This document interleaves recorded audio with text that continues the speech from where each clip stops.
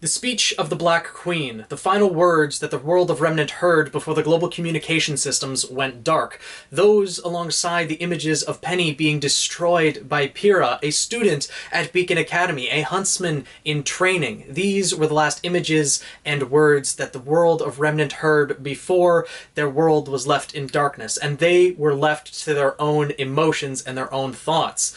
Now, throughout the volumes following the fall of Beacon Academy, we have seen some of the fallout of those events, that the unease and fear that has spread across the world has definitely become apparent. But one thing that we haven't really delved into was the words that Cinder spoke, saying that the headmasters at Beacon Academy wield more power than any other person in the world, that they have their own personal armies of highly trained individuals. And that's something that we didn't really delve into, is the people's trust in Huntsman after the events of the fall of Beacon. Once Volume 4 started, it was a 6-month time skip, and it was a while before we got to the next actual civilization, and by that point, we didn't really interact with much of the public. But issue 6 of the RWBY comic delves into something that is so completely necessary. If you don't read any of the other RWBY comics, I recommend reading this one, or at least watching this review so you can get an idea of what it's about, because it is the most impactful one so far for the events of the world of RWBY and how the series progresses. It is fantastic that they are able to delve into this. Now, the issue starts off by setting up an analogy. RWBY notices some baby birds that just flew away and left behind a single egg. And Ren points out that a bird needs to be strong enough to break out of its shell on its own before it can be strong enough to survive in the world itself. So essentially, this bird wasn't strong enough and thus died before it was even born.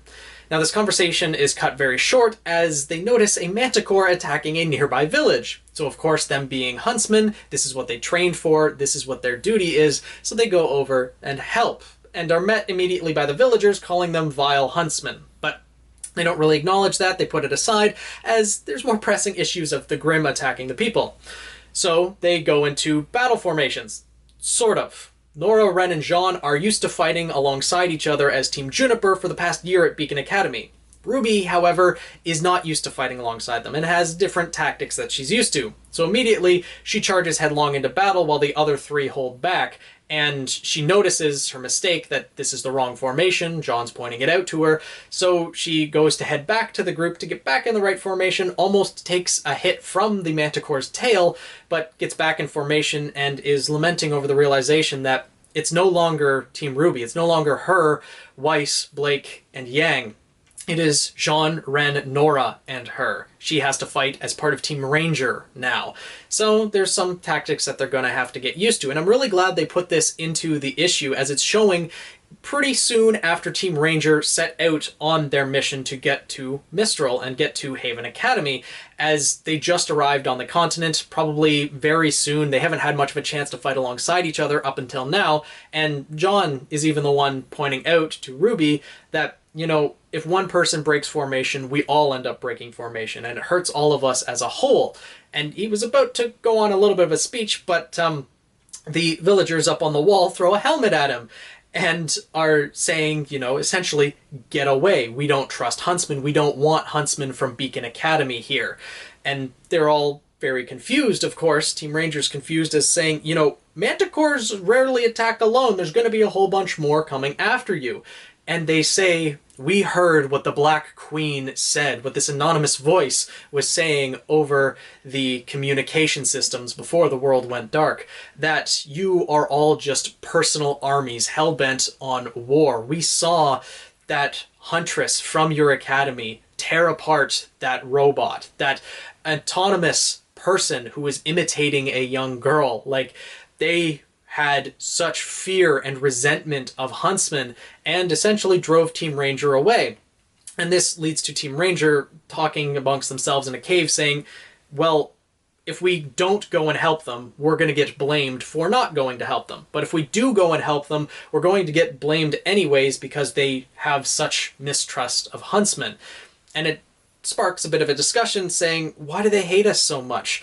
Us monsters of Beacon Academy. They're adults, they should know better. And Ren points out that, well, look at it this way. During the Great War, humanity developed so many new ways to kill each other. And after the war, they took all of these skills that they learned and decided to teach it to their children. So if a war was to break out, and these children, if they became soldiers, who would be able to stop them? Which is a very good point. The general populace has not unlocked their aura, has not unlocked their semblance, or developed their fighting skills to the level that the Huntsmen and Huntresses have. So if the Huntsmen and Huntresses were ever to band together and fight against the general public and decided, you know, we want to start a war, they would win hands down. There would be no one to stand against them. However, we know as the overall viewers that the Black Queen is at fault, Salem is the overall evil, and that's who the war is going to be fought against, with the Huntsmen, Huntresses, and the public all fighting together. Ideally, at least, hopefully, that's how it will turn out, but they hear that the Manticores have returned. They see that the village is under siege again, and so they go and help as well, not expecting anything in return. They fight the Manticores, and while that is happening, RWBY is saying it's hard to change. We know as people, we know as Team Ranger that Penny was good, that Pyrrha was good. It doesn't matter if these villagers are bad or good. They don't deserve to die. They do deserve to live. Maybe they don't deserve good, but they do deserve life, which is something very important. And they go on to fight the Manticores and fight them off. And throughout that fight, it is hard to do good, to do the right thing, to think for yourself, to move forward and take that one step. Everything in life is difficult to some extent. And after the battle is over, RWBY, a bit uncharacteristic, but it makes sense with the emotions that she was probably feeling at that time, turns to the villagers and says, I don't want a thank you. But this is where she brings up the analogy as well. Like, I don't want a thank you. I wouldn't say you're welcome. You know, if you want to listen to some voice over the radio, you go right ahead instead of thinking for yourselves of what you see and hear with your own senses. Birds that aren't able to break out of their shell die before they are even born.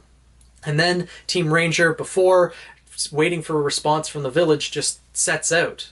They did what they could to help them, and there's nothing more that would be left for them there. As they are leaving, though, they hear the villagers calling them back, and they hear the turning of gears as the gates to the village open, which they had sealed since Beacon Academy fell. They didn't let anyone in out of fear that they were spies from the Huntsman Academy, that by letting anyone else in, they would slaughter them from the inside. The mistrust that was put in place by Cinder's message to the general public is something that I'm so glad they delved into this. And Team Ranger made the solemn decision to not go to that village, to set out on their own. Now, when Volume 4 came around, 6 months later, Team Ranger was used to fighting alongside each other, and there was that one instance where Team Ranger took that job from the village to destroy or kill that Berengal that had invaded the village.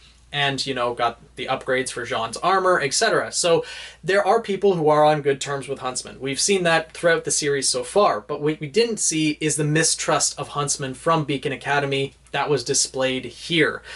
This, overall, the issues, the comics themselves are conveying a lot of important lessons, and this one is no exception.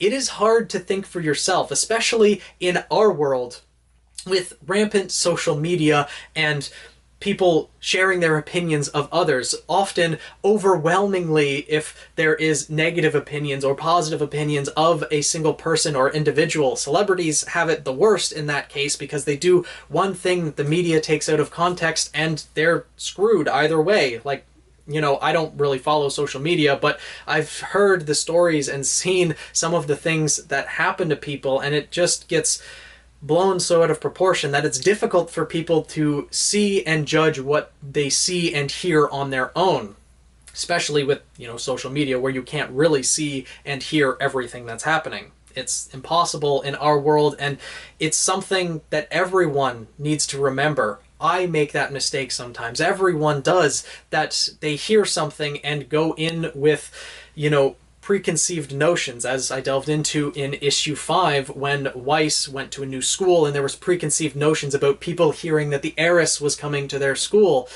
This is a very similar situation, just on a more serious scale rather than, you know, bullying happening at school. This is something that could cost actual human lives.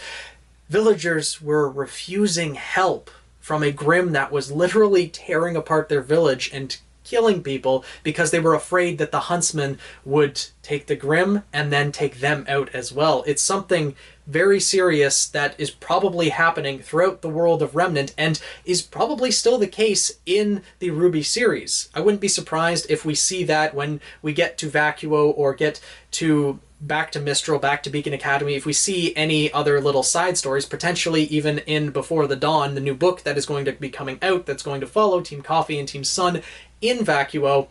I wouldn't be surprised if we see that in there as well, just the people's mistrust of Huntsman.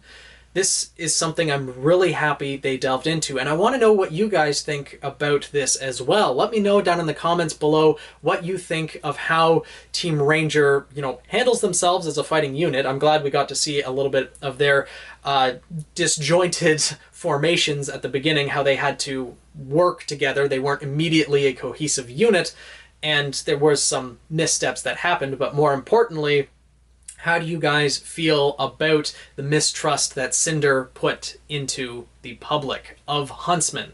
That people are hesitant to trust them, or aren't really willing, or are willing to take a person's words, especially as impactful as Cinder's were, coming alongside the images of Penny being destroyed by a student of Beacon Academy, and then the Atlas military turning against the civilians.